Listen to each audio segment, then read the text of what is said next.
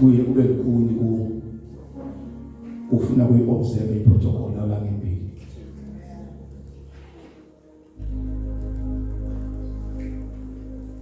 uNkulunkulu uma uya nokuthi itsingeko tebantu kuyamsinza apostolic to feel the heavy anointing of worship and prayer. Kwesinye isikhathi labanye abantu usathane ubavimbela amadlebele ukuthi bangaliva leli bese bayaphila. Kepha ngale mvumiso ngoba imvumiso iyafohla. Incwadi yezenzo Paul and Silas in the middle of the night. Bavumisa. Dingetani lekathe tibakuphile. Datsilika. Ngemvumiso. Angikwazi ukuthi uNkulunkulu ukubekelane kube ngumthwalo noma ukuthi kuvakaleke kucace ukuthi siboshiwe sendlini yaNkulunkulu. Siyasindwa sendlini yaNkulunkulu. MC wami lapho ithethe leshumayelo mathandaze into nami ngabonga uNkulunkulu ngathi ngiyabonga Nkosi ukuthi angeke kwengcondo yakho. Nakakhuluma ukuthi wakhokha lekathi angayifaki lesembatho semshado. Uthanda zoami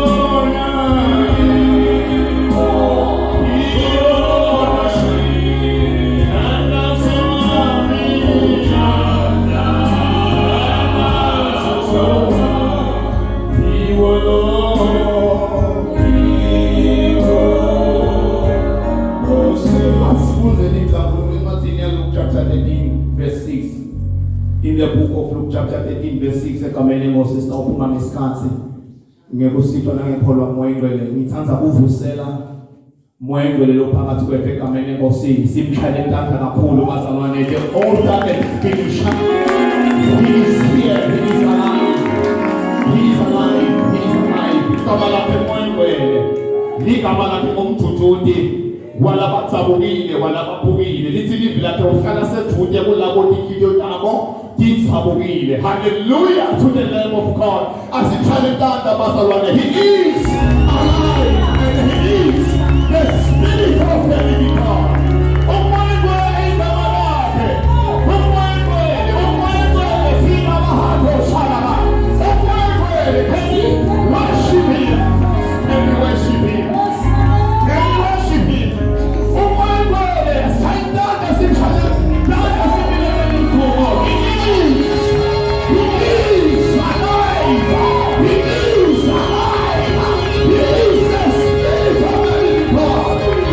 Yeah.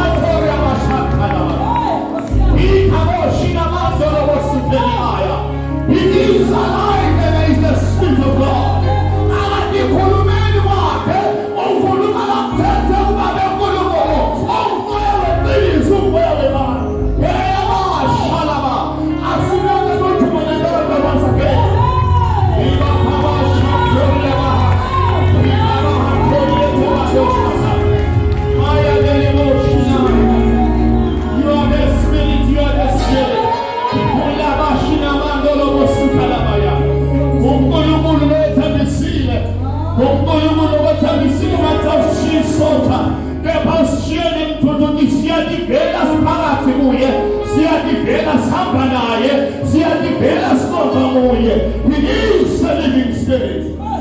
Athi ayizala kakhulu uMasiprofethi kumJesu. Athi moya wenkosi useduba. Umkhulile ukuthi umkhulule bonke labaqhuzelekile. The Spirit of God is going to untie and liberate you in all chains, in all bondage, in all frustration, in all yoke. He is the Spirit of God.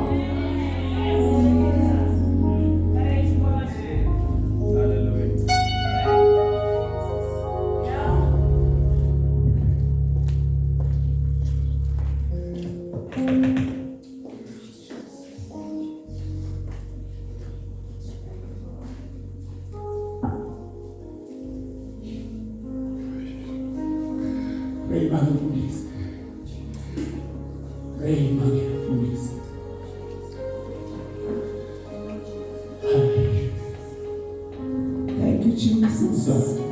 Thank you, Holy Spirit.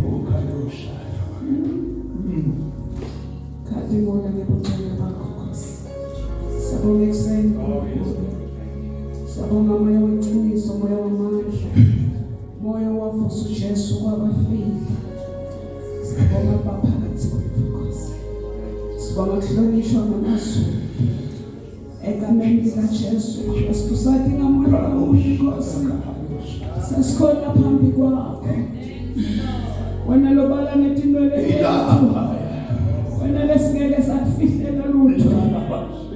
Ngatifihla dono tethu live lingasiboni. Kodwa singeke sifihle. Bayethe. Siyabonga babe. Bayethe. Sibonga siphambi kwakho kufanana nethi izingcunu. Sibona bonke wethu. Babe wethu ingcwele. Ekuseni siyabonga Nkosi ukuthi singabe ndlule emhlabeni sithole mathuba lanjengala ilababoshi namande lekomsana engaphambi kwakho usithole usiyale we thank you Jesus we thank you Lord usiphilise ekuseni we thank you Father ekhamba lika Jesu Kristu we glorify you Father siyaphendukela kuwe Nkosi ekuseni Nkosi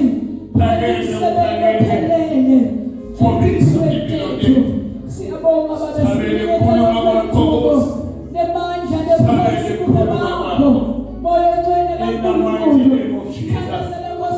in the name of Jesus in the name of Jesus ilamayo shinamakhala loshaka siyabonga Jesus siyabonga moya siyabonga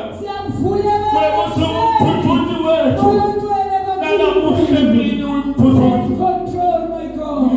We thank you Lord. Jesus name. We thank you Father. We thank you Father God.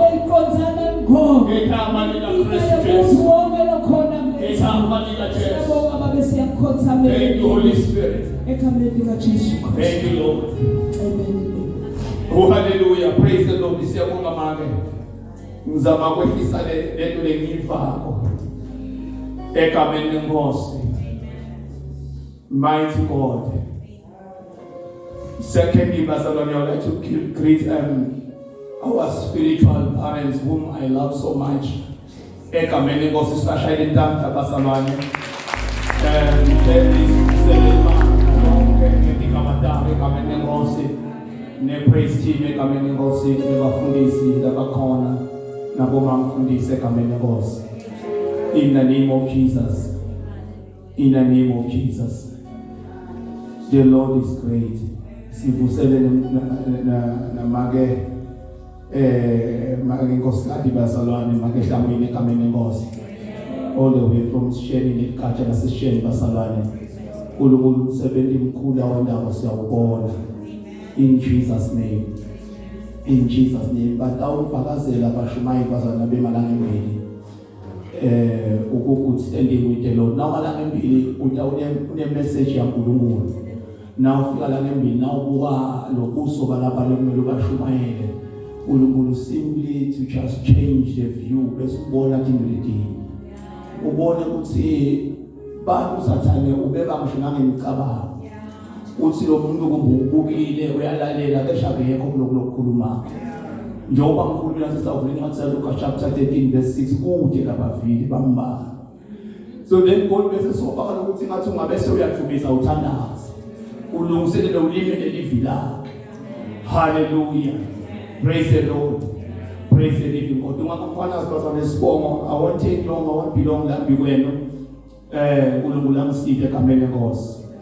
Praise the living God. Ngibambe ngisinzisiwe ngiyawathanda lamagama make mazibuko lokuthi angisiso sivakashi la eShalom. Ngingumbhelo angisiye umsisi wekutransplant but ngumsisi wekumila. Hallelujah. Ngi-product yase-Shalom International Church under our spiritual leader egameni lenkosi in the name of Jesus Christ. Bazalwane ngisinzisiwe ngibambe ngiyamthanda uNkulunkulu kakhulu. Singinayo umfati bazalwane wesifazane egameni lenkosi. Make Mkhwanazi sinebantwana abathathu egameni lenkosi. Ngiyakusithwa uNkulunkulu. Ngiyamthanda uNkulunkulu bazalwane ngenhliziyo yami yonke. Uyangibuta ungabonkanza ngiyashume ngibetheni. Uyangibuta sikwele njani wangibita ngithi cha ngiyathandaza ngoba benthi uyangibita. Ngithi angubiti ngiyayithola le message but esingizayithola sengithandazela ukuthi le message ayenze nakini. Ingabi message etaba la kulomlomo ibe yibandla ngisale njalo. But ayenze la kimi ngabona uyangibuka ukuthi that's strange akavami ngithi ngiva kuthwalisela ukuthi angithandazela ukuthi ezingishumayela kimi. Mina ingisitile. Hallelujah. Praise the living God. Bazalwane kunenge ngakusho siyabonga kakhulu ku leadership ukuthi la mhlawumbe ingamkhomba ukuthi ngingema bazalwane on such a wonderful pulpit egameni lenkosi. Because a pulpit is a stage lapho khona umuntu nakeme khona uma the word pull it is two sentences bazalwane. You pull from the pit. It's a pulpit. Amen. Ezingime lapha ngime esigabeni sokuthi ngijongisa lokusemgodini. Ngikujonsela uNkulunkulu. Praise the living God. I'm here to withdraw emathambo esigodini lesomile. Njenga Hezekiah bazalwane. Praise the Lord. So the pulpit is not just a place lapho khona ungaya nje ufika undontomele khona anyhow, but ipulpit ifuna ukuthobeke ngoba loyo kwenda lapho uyokwenda according to the instruction of God. Uthi uNkulunkulu Hezekiah lamathambo ngaphinza phile. Uthangathi kuwe so pulpit is all about man to man. uNkulunkulu nemuntu. Hallelujah. Praise the Lord. Siyabonga lokho basalwane egameni lenkosi. I hope labanye bebathi bakathe umpostoli basalwane amethembise ukuthi umnikile le menhle basalwane. Praise the Lord. Umnikile siyeshayelana nasishayelana bese uthi you must understand ukuthi the same menhle le Elijah is the same menhle Elisha. La shaya ngayo iJordan yahlukane phansi. So oh my son, listen, amen. Listen, amen, because I grasp the mentally in Jesus' name. So because I show you ukuthi angengitelise angengimtamulise basalwane egameni lenkosi. Incwadi yaLuka chapter 13 verse 6. Jesus. Luka 13 verse 6. Yes. Sihloko sithi umfanekiso ngemkhiwa longatheki. Jesu wase ubatshela nanku umfanekiso lothi lenye indvodza beyinesihlahla semkhiwa engadzini yayo. Yaya kuyawufuna emakhiwa kwesihlahla yakhanza ukuthi kude. Ngakho yase ithi esisebentini sayo sengathi ase ubuke lesihlahla. Sengite lapha iminyaka lemithathu utewukha emakhiwa. Kodwa angiwakhanzi sigecesiwe. Yes. Yini selokhu sichubeka sisebenzisa lo mhlabathi mahala. Kodwa sisebenzise ngadze samphendvula sathi Mnumzane ase umane usiyekele kulomnyaka kuphela. Yes. Ngitase ngisimbele umsele usitungelede bese ngisifakela umcuba. Nangabe ke sithela nyakenye kuyawuba ngcono. Kodwa nasingatheli udabese uyasijuba. Lihle bosilivi lakho uNkulunkulu uthongcwele. Lihle babe wethu namandla. Liyayisebula nemisedari yaseLibanon. Lihle livi lakho liyamvusa nemntana Jairus afile. Lihle livi lakho lamkhokha Lazarus ethuneni emalanga lamane asabonile. Lihle livi lakho liphuzisa impabana. Lihle livi lakho uNkulunkulu thodwele linqamula umokho weminyaka. Baba wethu losezulwini yehlaba wehlukanisa ngalo babe lolufananise nentempha lekhalipha kuyenga lelo betihlangothi kotimbili uNkulunkulu thona amandla khalipha osinalo ngalamuhla usihlukanisele ngoSinkulunkulu thona amandla sabelo nenhliziyo yakho kuyo lo wedi. In Jesus' name, oh God, we pray. Amen and amen. In the book of Luke, egameni lenkosi ngivumele nginte i-introduction. Luke lesifunza ngaye egameni lenkosi is one of the 4 writers of the Gospels in Jesus' name. Lucas yathi ukuthi ukanye nabo Mark, ukanye nabo John, uphinde abe kanye nabo Matthew in the name of Jesus. Lo Luke lesifunza ngaye la is known as Luke the physician, umlaphi noma dokotela. Egameni lenkosi. And lo Luke lesifunza ngaye is one book lothwele tinto letingatholakali kalabanye. Kepha now siyafunza Luke, Mark and Matthew. The Bible scholars babita ngokuthi in English ngema synoptic egameni lenkosi. In the Greek word it is Latin. Lokho ukuthi lokukhuluma kwabo uMatthew nabo Luke nabo Mark cishe kuyafanisa. It's the same gospel lokutholile kalapho thola ngala bese kuthi ke kuLuke kunema editions. Because Luke ndokotela wathi ngingasikhatha ukuthi adige more information listen about the same gospel as Matthew and Mark. Hallelujah. So basangane we are also reading about Luke. Lophinde abe umbhali wencwadi yezenzo zebapostoli. Egameni lenkosi. Praise the living God. So Luke basangane abengasiye umpostoli, but in Luke the evangelist. Oh hallelujah. So basangane lasifunza khona ngifuna kwamfishane egameni lenkosi ngoma le kade basolo bana ngekhathekile le Jumayelo bayilo ukuthi solo isuswe ngakedlamini. Nakakhuluma ngokuthi banengi abamenyiwe but bambane ngabakhethi. So kule livle sifunza ngelobasana nengivumele ngikume phansi kwesihloko sithi Titselo Tamoya, the spiritual fruits. Why uNkulunkulu asibeke lesihloko sidame ngokuthi it must be the spiritual fruits but not the physical fruits.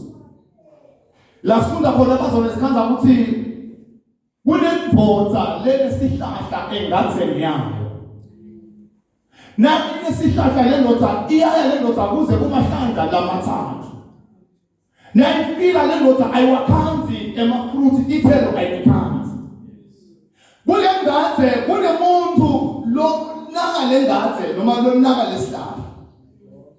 Lendodza lomniyo wesihlahla ufike ukhuluma na garden boy wengathe. Lokho kuthi sisebuze ngemahlandla semaze mathathu ngifika lapha Solomon angwatholi emafruits. Uthi sigeke lesihlahla. Why usigcine lesihlahla ngoba simosa umhlaba futhi siqetha lenzalo. Uke wakhuluma umfundisi wakhuluma ngathi it's a joke lokuthi na uthandaza ukuthi Nkosi ngigcine akuqinekile uNkulunkulu. Waze wathi ayikube. Ayikube. It is scriptural. Maybe labanye babeka ngathi why umfundisi akhulume with such authority bathi kuba boastful on that. It is scriptural. Bazalwane, imase basefeso. Ithi uNkulunkulu wasegoba khandi wasigobela kumkhonda. Bazalwane, there is only one purpose ukuthi siphilelane nomhlaba wadalelwa yini. Awudalelwanga nakulokukhuluma ngegamini ukhulume into yokunishumayela esinesikhathi. Uthi labanye bayitshela amabhizinisi abo, labanye bakema excuses. Kwabalomne. Bazalwane, our life is to worship God throughout the day, throughout our entire lives. Asikabitelo konke lokho ingakho mento akutshela ukuthi funa liqala lobuso waNkulunkulu. Nako konke lokho sekuyalandzela. So ukuthi ke why sihlale simose umhlabathi ukuthi siphethe inzalo. Uyangena Jesu wayelanga ungena eJerusalem ngedumo ungena ugibele ibhokona. Nakangena Jesu ukhanza ukuthi kunebantu labamukela nokujabula bathatha their garment. Bawabeka phansi bathatha umsundu babeka phansi. Kunalabanye abangamukeli ngaleyo ndlela bathi uyaphisa babemete kakhulu. Awubathulisela abantu babangusini. Uthi Jesu umqinisile ngithi nabathula bona emaje akamthumisi. And now the speaker say indalo ikulinzele ngalokukhulu kumbula kwemadoda. Ibekwe esimeni sekucinzeleke. Kusho ukuthi nangabe wena uphila thinking lokuthi impilo yakho yokuthi uphile nokuthi ube umuntu ma-bacon, cheese whatsoever, cornflakes, ungamdumisi uNkulunkulu, ungamphileli uNkulunkulu. Kufuna bese uyadibuza ukuthi ingabe usaphila kulese blessings kaNkulunkulu noma kube sophila ku replacement elitshe. Kunebantu uNkulunkulu asaba replace, kunemthandazo kunefakazi ekuvela lapha kukhuluma ngamanye amazwi athi tipo takhe ufisa ukuthi uNkulunkulu amende lisebenze. Uyabona umzalwane uyamthandaza ukuthi akafuni ukuba replace idala. Into lemaphasi kwakhe.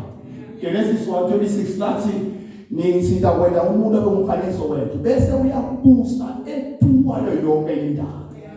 Just imagine being replaced by something that you should be having dominion over. But you must say that we are intumise because we are kulela kuthumsa uNkulunkulu. Usihlahla lesingathe. Usihlahla lesingathlubi kuthela.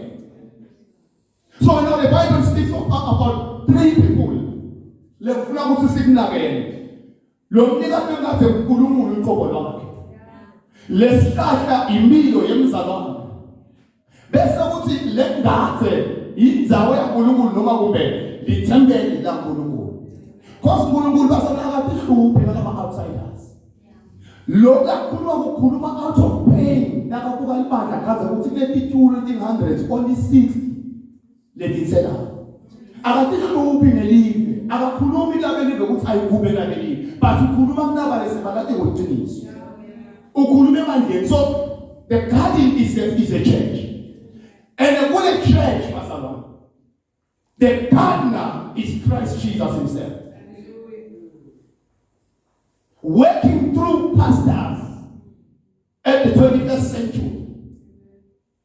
But the Lomlinzi walesihlahla ngule Jesu because in Bible lithi uhleti ngasemnene sika uNkulunkulu. Yena uyasimusela. Each and every time naseke amaphutha.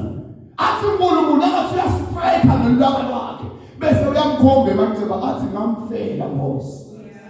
Manje sinika ithuba lelinye.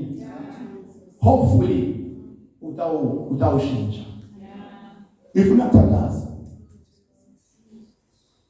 Esikhathini esiningi makefundisa. Jesu lisi Bible on another version.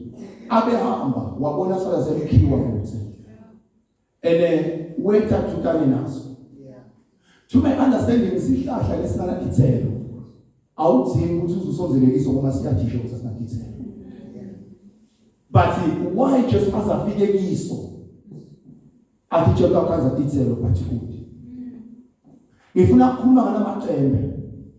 Jesu wa-attractwa ngamaqembe. Wa-attractwa ngamaqembe labonakala ukuthi ngaphansi kwawo kunetitselo. So this is the 21st century church. Le very good ukuthi ibe nemaqembe on the outer part. Bese kuthi ngekhathi bebe letitselo. Letitselo bazalwana atisitho titselo tidliwa nguJesu. Atisitho futhi tidliwa nguMoya Ngcwele, but tidliwa nguBaba uNkulunkulu uqobo lakhe. Asambe John 15 uthi Jesu mina ngingumvini. Nine ningemagama. Which means Jesu angumvini akuswelo letitselo. But titselo dithathwa nguBaba uNkulunkulu kithi. Uthi Jesu ezingumvini. Nine ningemagama. Nasemthelile mina. Uthi letitselo dibonakalisa udumo lwami. John chapter 15. Ukhuluma ukuthi ungumvini. Oh, praise the Lord. So on this portion of scripture is going to go. In ingqikithi noma inhlitiyo yaNkulunkulu lakhuluma ngayo la ukhuluma ngokuthi let the church bear the spiritual fruits. Kube ungaze usho ukuthi make unamkhwanazi ungamshiya ngisho na 5 weeks or 5 months nolibandla ngishiya 5 months only to find out you only saw the leaves. 5 months down the line that uyabuya ukhanze yonke iyuthi yalapha ikhulele.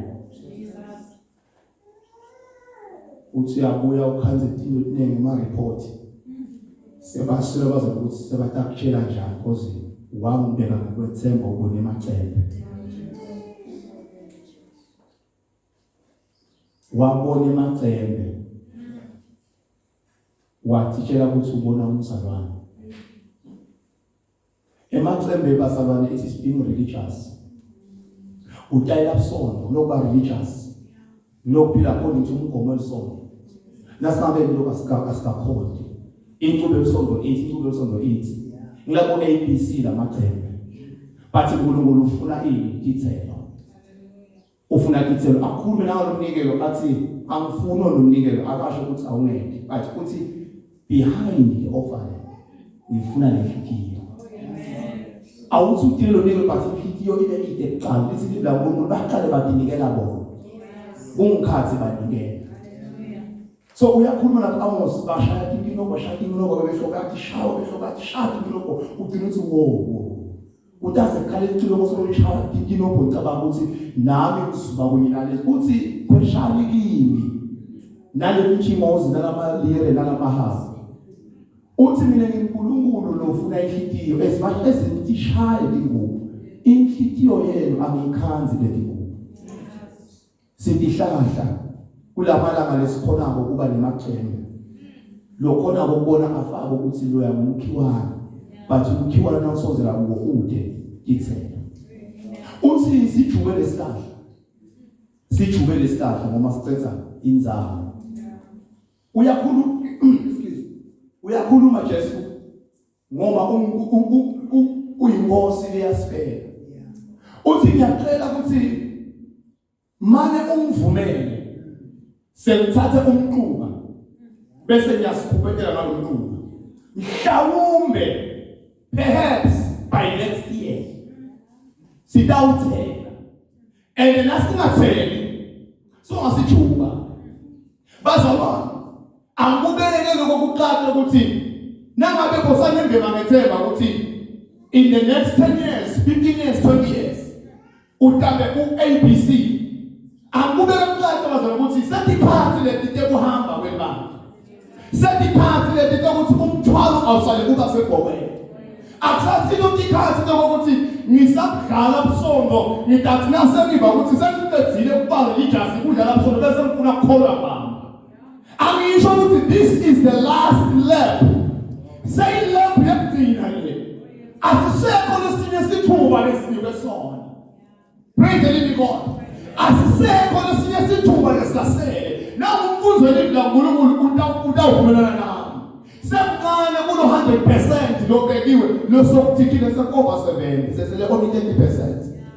Jesu soyabuya athi koko makakula lo hlala phakaza athi nisho letimbuku takhona sengiyativa kukhala kwakho athi ngisho letimbuku takhona sengiyakhona ukubona ukuthi liqhutsi lelesa sikhukukade kusho ukuthi sekududane la siyakhona so ngamabele usihlahla lesolo sida la eShalom usihlahla lesolo siniselwa ngetishumayelo kulete great men of God the speakers ashumayele akshiye kunemacele without any fruit awuthele ukuthi utawuphethela because this is the last chance you are given ngosi ngiyacela mane ungiyelele umnyaka munye semfake umquba maybe singathela nakhona lo mquba ekusiyo into lelahla dotisithele but sekusizama ngoba livla uNkulunkulu lithi kusulela ngesikhathi kaJohane lo mbuso uyafuzula nalabafuzula bayawupha lo mquba soyazama ngokuthi mane ngamiso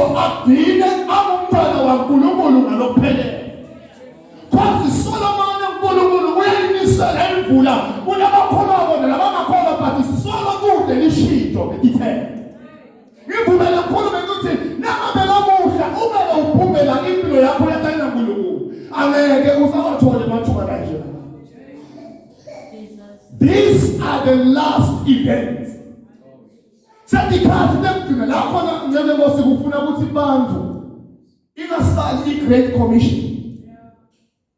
Jesu banika the Great Commission. What asabanike konke?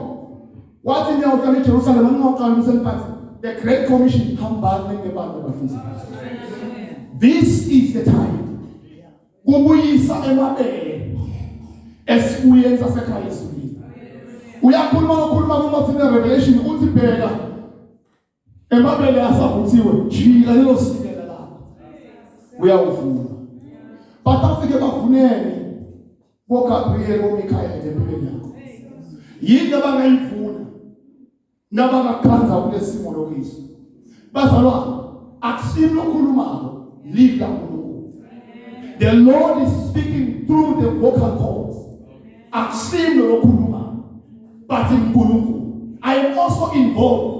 Nami njoba ngishilo ngathi umkami ukukhanze emshume ebhedeni beni ku-introspection kaNkulunkulu.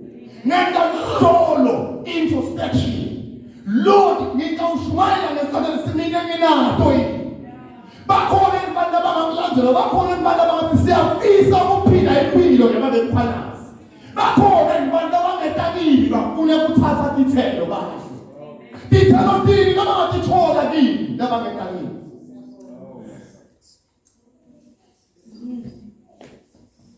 Just the leaves. Just the leaves. Unebanda lothola ukuthi in their spiritual lives bafisha. Njengabo Zakheo. Bamfuna ukubona Jesu. Ukhona la kula isokweni. Ngawo kulesihlahla lapho khona abantu khona ukugibela kiso. Basagibelile badle Titselo teqina. Laba basanza kusinziswa. Basagibelile bathole imithandazo yokusithwa. But only to find usihlahla lesishelelayo umgomo. Awutsinzeka ungenele. Kunebantu ababonile over 13 people laba bethu abatomukela Jesu but now uphuma ushaya sikhimo yakho yahamba. Nekuthi uthi well done. Ukhethe kahle wayifaka inhlanhla ekhaya. Well done, well done kude.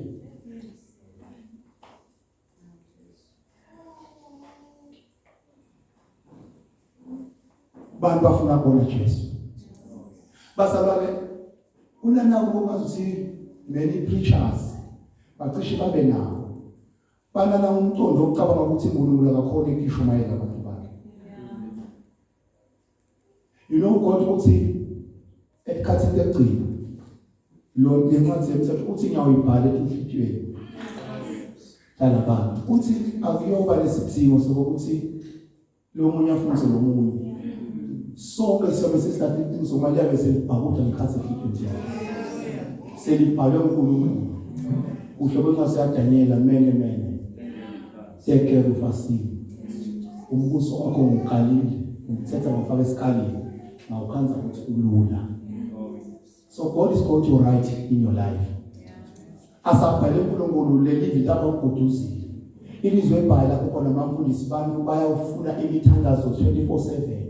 Uyaba nequeue lesonke. Onke amabandla kaNkulunkulu because abantu bayeva ngekhathi kasana. Bantu bayeva ngekhathi. Bantu bayeva. Nawe umfakazi ukuthi uze uthi aselisonto lesithathu kukhona lo wakuva la. Nawe umfakazi wakho. Lokho ukuthi ude lapha ubafuqa awusayinani contract. But kukhona lo wakuva. Kulethi khathi egcina lapho khona uNkulunkulu asabasusile labamkhulumelako. Asasukile eJohane uMbhaphatisi. Siyafikela iqobo lakhe. Uyawube sesiyathi ukukhulumela. Nabu labo lito kuliko athi la villa lakhe uma liliva live la. Musani kuthetheke khona. Lamthi ngasithi yakho bengathambela kulamavila. Ingathi bengathambela kulamavila. Uthe make Dlamini wakhokhwa akahamba ofundela legameni but wakushatanda lenyama. Wa expel from utsangangena kulomshado.